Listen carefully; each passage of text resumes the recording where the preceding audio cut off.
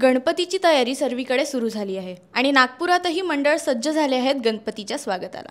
आज आपण एका अशा मंडळाला भेट देणार आहोत जे प्रसिद्ध आहे फक्त आणि फक्त त्याच्या देखाव्यांसाठी, आणि देखावे असे की लोकांनाही कुठे बाहेर जाण्याची कधीही गरज भासत नाही।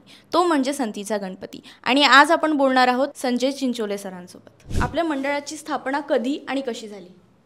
आमच्या मंडळाची स्थापना ही झाली 1958 मध्ये की आमच्या आधीची जी पिढी होती, म्हणजे आमचे बाबा, आमचे काका, त्या भागात जे राहणारे लोक होते, जे सिनियर लोक होते त्यावेळेला, त्या लोकांनी 1958 मध्ये हा गणपती सुरू केला। आणि त्या भागाचं जे नाव आहे ते संती रोड त्या भागाला म्हणतात, संती रोड। की अशी आख्यायिका आहे की काही वर्ष आधी की त्या भागामध्ये संतांचं वास्तव्य होतं। म्हणजे निकाळस मंदिर आहे तिकडे, लोकीबुवाचं मठ आहे, जीवनबोध मठ आहे, माधवनाथ महाराजांचा मठ आहे। तर असे संत त्या ठिकाणी येऊन गेले। इतकंच नाही तर संतश्रेष्ठ गजानन महाराज जे शेगावचे ते सुद्धा या ठिकाणी आले होते असं आम्हाला सांगितलं गेलं होतं। तर या सगळ्या माहितीप्रमाणे त्या भागाला संती रोड हे नाव पडलं। आणि संती रोडमुळे मग आपल्या RSSची म्हणजे राष्ट्रीय स्वयंसेवक संघाची जी शाखा आहे ती संती शाखा आहे, म्हणजे संती रोड संती शाखा।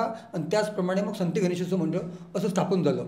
तर 1958 मध्ये स्थापन झालेले ते लोक तर आता त्यातले अनेक लोक सध्या नाही आहे, पण काही लोक आहेत। तर त्यांचीच प्रेरणा घेऊन मग आम्ही गेल्या 30-40 वर्षांपासून आम्ही त्या मंडळाला लीड करतो आहे। आणि आज नागपुरात नाही, विदर्भात नाही, तर महाराष्ट्रामध्ये हा गणपती उत्सव कसा नागपूरला सेलिब्रेट केला जातो संतीचा, याची एक चांगली ओळख निर्माण झालेली आहे। सर, आपण दरवर्षी वेगवेगळे प्रकारचे आकर्षण आणि डेकोरेशन करतो, त्याच्या मागची काय एक स्टोरी आहे ते आम्हाला सांगा। स्टोरी काय, गणपती खूप ठिकाणी गणपती असतात, पण गणपतीच्या माध्यमातून आपण लोकांना, नागरिकांना किंवा गणेश भक्तांना काहीतरी नाविन्य द्यावं दरवर्षी, हा उद्देश असतो आपला, किंवा आहे किंवा असला पाहिजे। तर मग माझ्या डोक्यात असं आलं होतं किंवा आमच्या डोक्यात असं आलं होतं मंडळाच्या की आपण काहीतरी नाविन्य केलं पाहिजे, रेप्लिका केल्या पाहिजे, नवीन मंदिरे केले पाहिजे। कारण की अनेक लोक असे असतात की ते मेडिकल प्रॉब्लेमनी, फिजिकल प्रॉब्लेमनी किंवा अजून कुठल्या कारणाने अनेक तीर्थयात्रा करू शकत नाही। तर अशा लोकांना या गणपती उत्सवाच्या माध्यमातून दरवर्षी नवीन देखावे, नवीन मंदिरं महाराष्ट्रातील देशातले करावे आणि त्यांना त्या मंदिराचा एक आनंद त्यांना मिळावा असा आमचा प्रयत्न असतो। म्हणून आम्ही गेल्या 20 वर्षांमध्ये नागपुरामध्ये या गणपती उत्सवाच्या माध्यमातून संतीमध्ये शेगाव, शिर्डी, पंढरपूर, कोल्हापूर, तिरुपती, अक्कलकोट, त्र्यंबकेश्वर, जेजुरी, पिठापुरम, वृंदावनचं बाके बिहारी मंदिर, माहूरचं रेणुका मंदिर, मीनाक्षी टेम्पल, मदुराईचं, असं अनेक मंदिरं आम्ही या ठिकाणी साकारले। आणि त्या प्रकारचा रेप्लिका, त्या प्रकारचा प्रसाद, तिथली आरती, तिथलं वातावरण, तिथले पुजारी, एकंदर तिथलं ॲटमॉस्फिअर आम्ही नागपुरात साकारलं। आणि नागपुरातील गणेश भक्तांना विविध दर्शन घडवण्याचा प्रयत्न आम्ही केला। फक्त गणपतीच नाही तर इतर वर्षात देखील आपलं मंडळ काय काय काम करतं सांगतो मी। याच्यामध्ये जसं आता गुढीपाडवा आपलं नवीन वर्ष असते आपल्या हिंदू याचं, ते आम्ही सेलिब्रेट करतो।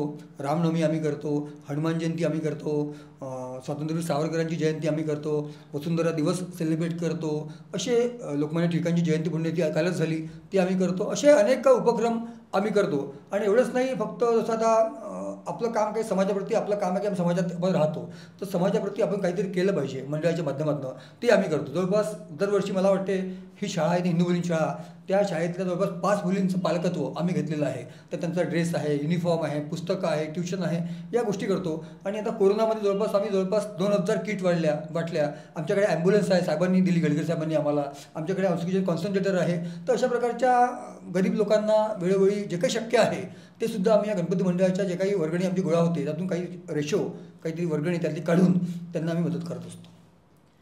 जशा आता नवीन पिढ्यानुसार मागण्या पण बदलत आहेत, गणपतीचा उत्सव सुद्धा बदलत आहे, पण टिळकाचा वेळचा उत्सव, गणपतीचा उत्सव आता कुठेतरी नाहीसा राहिला, याच्याबद्दल आपलं काय मत आहे? नाही, असं म्हणता येणार नाही, कारण की प्रत्येक मंडळाचे लोक वेगवेगळे असतात। प्रत्येकाचा एक कल वेगळा असतो, प्रत्येकाची कल्पना वेगळी असते, प्रत्येकाचा एक प्रोफाईल वेगळा असतो। ठीक आहे, तर आता आपल्याला स्वातंत्र्य मिळण्याच्या आधी लोकमान्य टिळकांनी गणपती सुरू केला, त्याला सार्वजनिक गणपती उत्सवाचं स्वरूप दिलं। त्याचा उद्देश काय होता की या गणपती उत्सवाच्या माध्यमातून सगळ्या समाजातील, सगळ्या धर्मातील लोक त्यांनी एकत्रित यावं, या गणपती उत्सव त्यांच्यामध्ये काहीतरी समाजभावना, देशभावना जागृत व्हावी आणि त्या लोकांनी देशाकरता, समाजाकरता काम करावं, असा हा प्रमुख उद्देश होता। तर मला असं वाटतं त्यांचा हा उद्देश अतिशय खूप चांगला उद्देश होता आणि त्या उद्देशालाच पूर्ण करणारा गणपती आमचा आहे। तर आम्ही असंच म्हणतो, आम्ही कोणाला कॉम्पीट करत नाही, स्पर्धा करत नाही. पण हा गणपती उत्सवाचा जो काही उद्देश आहे हा अतिशय जल्लोषपूर्ण व्हायला पाहिजे, स्प्रेड व्हायला पाहिजे, समाजामध्ये एक चांगलं वातावरण तयार व्हायला पाहिजे आणि एक आल्हाददायक वातावरण तयार होऊन आपल्या धर्माला एक चांगली जागा घेऊन चांगलं एक ज्याला म्हणता येईल आपल्याला एक उंची मिळावी आणि गणपती उत्सवाच्या माध्यमातून सगळ्यांचं भलं व्हावं, सुखसमृद्धी नांदावी असा हा प्रयत्न असतो. असा हा प्रयत्न व्हायला पाहिजे. आता जसं POPच्या मूर्तीवरनं बंदी हटलेली आहे, तर याच्यात आपण नागपूरमध्ये काय जाणवतो आहे? गणपतीचा आता उत्सव आलाच आहे तर. नाही, अतिशय चांगला म्हणजे एक इनिशिएटिव्ह हा घेतला आहे. बिकॉज काय व्हायचं की मागच्या वर्षीपर्यंत काय व्हायचं की आता जसं गणपती उत्सव आहे आणि गणपती उत्सव आता 27 तारखेला गणपती आहे, का ज्या लोकांनी POPची मूर्त्या केल्या किंवा आणल्या तर मूर्ती करतानाच ज्या ठिकाणी त्याचं प्रोडक्शन होते मूर्तींचं त्या ठिकाणी बंद करायला पाहिजे.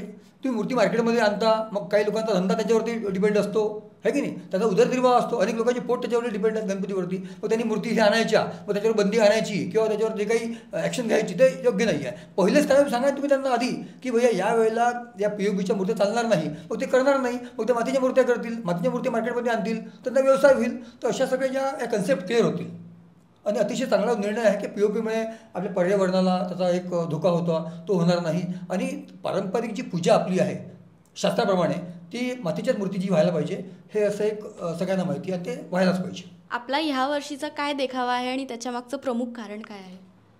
आम्ही दरवर्षी 2-4-6 महिने आधी आमच्या डोक्यामध्ये आमच्या सगळ्या मंडळाच्या लोकांच्या ज्या प्रमुख लोक आहेत त्यांच्यात कल्पना असते की भैया इस टाईम क्या करना है का. काही हिंदी लोकही आमच्याकडे आहे मंडळामध्ये. तर मग आम्ही त्याचं प्लॅन करतो, मग 2-4-5 मंदिरे काढतो, मग काढतून त्याच्यामध्ये कुठलं मंदिर फिजिबल आहे, कुठल्या मंदिराने काय होईल आणि रिपीट नको व्हायला, नाविन्य दरवर्षी नवीन. आणि आता नागपुरामध्ये अनेक मंडळ आहेत, मोठे मोठे मंडळ आहेत, पण मला असं वाटतं की कुठल्याही मंडळात कोणी विचारत नाही, जाऊन विचारत की अरे यावेळेला काय होणार आहे तुमच्याकडे, इस टाईम क्या कोणता मंदिर बनाने वाले. बट आमच्याकडे हा अनुभव आहे. मला अनेक लोक विचारतात, माझ्या मंडळाच्या बाकी लोकांना विचारतात की संतीमध्ये काय आहे. तर बिकॉज पीपल आर क्युरियस, लोक याचे क्युरियस आहे की संतीमध्ये नवीन काहीतरी पाहायला मिळतं दरवर्षी.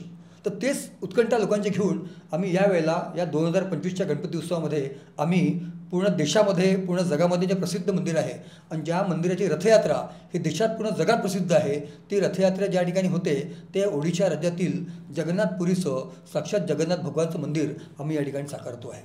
त्यामध्ये मग जगन्नाथपुरीचं मंदिराचा जो ढाचा ज्याला म्हणतो आपण, मंदिराचा मेन गेट आहे, ढाचा आहे, कळस आहे, तिथला झेंड्याचा एक जो ध्वज जो असतो ध्वज तो रोज बदलतो संध्याकाळी, त्याचा एक इतिहास आहे. तो ध्वजसुद्धा आपण तिथे करणार आहे. त्याप्रमाणे ज्या मूर्त्या आहेत त्या वुडन मूर्त्या आहेत, लाकडी पर्टिक्युलर एका लाकडाच्या मूर्त्या त्या करतात. तर ते मूर्त्या करणारे आणि रथ बनवणारे जे लोक असतील किंवा कारागीर आहे त्या कारागिरांना आम्ही तिथे गेलो होतो. आत्ता जसं आमची टीम तिथे गेली होती जगन्नाथपुरीला, तिथे आम्ही दर्शन घेतलं, आम्ही तिथे प्रसाद घेतला, तिथला इतिहास आम्ही माहिती केला, तिथे फोटोग्राफ्स आम्ही घेतले, तिथले व्हिडिओ आम्ही आणले आणि तिथले जे कारागीर आहेत जे करतात हे, तर तिथले 2-3 कारागीर जे आहेत त्यांना आम्ही भेटलो. तर ते तिथल्याच मूर्त्या, जशा मूर्त्या ज्या हाईटच्या मूर्त्या तिथे आहे, भगवान जगन्नाथ, सुभद्रा आणि बलभद्र या सगळ्या मूर्त्या तिथून आपल्या इथे नागपूरला तिथून येणार आहे.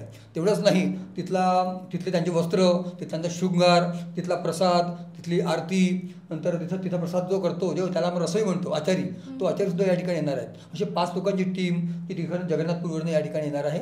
तर आमचा हा प्रयत्न आहे की जगन्नाथपुरीचं साक्षात मंदिर तर इथे शक्य नाही आहे करणं, पण काहीतरी 25% 50% तिथला जो ॲटमॉस्फिअर आहे, तिथला सिमिलर जो काही सिनारिओ आहे तो नागपुरात आपण साकारावा किंवा आपण साकारला पाहिजे असा आमचा प्रयत्न असतो. आणि यावेळेला आम्ही या सगळ्या गोष्टी केल्या आणि मला पूर्ण विश्वास आहे की नागपुरामध्ये जगन्नाथपुरीचा साक्षात देखावा नागपुरात तयार होईल आणि नागपूरकरांना, नागपूरच्या गणेश भक्तांना जगन्नाथपुरीला जाऊन आपण जगन्नाथ भगवानचं दर्शन घेतो आहे असं साक्षात या ठिकाणी होईल असा मला पूर्ण विश्वास आहे. आजच्या या काळात आपण डिजिटलवरनं, इंटरनेटवरनं पण कुठलीही प्रतिकृती बघू शकतो, पण आपण जसं दरवर्षी तिकडे जातो, आम्हाला कळलं आहे की संतीची अख्खी टीम कुठलंही डेकोरेशन करायचं असेल तर त्या मंदिरात जाते, व्हिजिट देते. याच्या मागचं कारण काय आहे? कारण असं आहे की हे तर आवश्यक आहे की या ठिकाणी मंदिर आहे, तसंच जगन्नाथपुरीला मंदिर आहे, तर त्या मंदिराचं प्रिमायसेस किती मोठं आहे, तिथला इतिहास काय आहे, तिथलं एखादं काही महत्त्व काय आहे, इम्पॉर्टन्स काय आहे, त्या सगळ्या गोष्टी पाहिल्याच पाहिजे आपण. त्या याच्यावरती अवेलेबल असतात. परंतु जसं आम्ही अनेक मंदिरं आम्ही तयार केली, जवळपास 2005पासून आज 2025पर्यंत आम्ही जवळपास 20 मंदिरं आम्ही तयार केले, वेगवेगळे मंदिरं तयार केले. मग त्या ठिकाणी का बरं जायचं? तर आमची अशी मनशा आहे किंवा आमची अशी एक श्रद्धा आहे भगवान देवावरती की आपण जसं जगन्नाथपुरीचं मंदिर आपण तयार करतो आहे, बरोबर आहे, मग जगन्नाथ भगवानचं मंदिर तर आपण तयार करून टाकू, पण जगन्नाथ भगवान या ठिकाणी आले पाहिजे ना, तेव्हा ते मंदिराला पूर्ण रूप येईल ना, बरोबर ना. मग त्यांना बोलवाल कोण जाऊन, मग आपण जायचो. जे प्रमुख लोक आहेत, कार्यकर्ते, मंडळाचे पदाधिकारी असतील, त्यांनी त्या ठिकाणी जायचं. जसं आम्ही आता यावेळेला गेलो होतो, आम्ही देवळात गेलो, तिथे व्यवस्था होती आम्ही काही व्यवस्था करून ठेवली होती दर्शनाची वगैरे. मग दर्शन घेतलं, तिथे अभिषेक केला, संकल्प केला. आमचं हे जे काही आव्हान आहे पत्रिकेचं ते आम्ही तिथे घेऊन गेलो आणि त्या भगवंताला म्हटलं की भगवान जगन्नाथा, की आम्ही नागपूरला या जगन्नाथपुरीचं जो काही मंदिर आहे ओडिसामध्ये, त्या मंदिराची प्रतिकृती रेप्लिका आम्ही संत गणेशोत्सव मंडळ नागपुरात साकारतो आहे. तिथला वातावरण आम्ही त्या ठिकाणी तयार करतो आहे. आणि जे लोक या ठिकाणी येऊ शकत नाही काही कारणांनी, जगन्नाथ इतक्या दूर खर्च करून पैसे किंवा अजून फिजिकली वगैरे, अशा लोकांसाठी आपण 10 दिवस नागपूरला यावं असं आमचं एक तुम्हाला विनंती आहे. आणि आम्ही त्यांना विनंती केली की 27 ऑगस्टपासनं तर 6 सप्टेंबरपर्यंत 10 दिवस तुमचं वास्तव्य संतीमध्ये व्हावं अशी आम्ही त्यांना इच्छा प्रदर्शित केली. आणि ते डेफिनेटली नागपूरला येतील असं मला पूर्ण विश्वास आहे. पण नागपूरच्या लोकांना एक काय सांगाल, एक छोटासा मेसेज गणपतीबद्दल? मेसेज असा आहे की हा जो गणपती आहे आपला संतीचा, हा लोकांसाठी सुरू केलेला उत्सव आहे. हा कुठल्याही पर्टिक्युलर या व्यक्तीचा उत्सव नाही आहे. हा समाजाचा, हा धर्माचा, हा मंडळाचा उत्सव आहे. तर हा तुमचा, आमचा सगळ्यांचा उत्सव आहे. आपण सगळ्यांनी या गणपतीमध्ये यावं आणि गणपती बाप्पासोबतच साक्षात जगन्नाथाचे दर्शन आपण या ठिकाणी करावं असं माझं आवाहन आपल्या माध्यमातून सर्व नागपूरकरांना आहे, सर्व विदर्भवासियांना आहे. आपण यावं, आम्ही आपल्या स्वागताच्या प्रतीक्षेत आहे. धन्यवाद सर. आणि माझंसुद्धा तुम्हाला लोकांना हेच म्हणणं आहे की यावर्षी तुम्ही देखील जगन्नाथ मंदिराचं दर्शन घ्यायला संतीच्या राजाला नक्की भेट द्या. आणि अशा अनेक बातम्यांसाठी बघत राहा आणि फॉलो करा हे बाबा.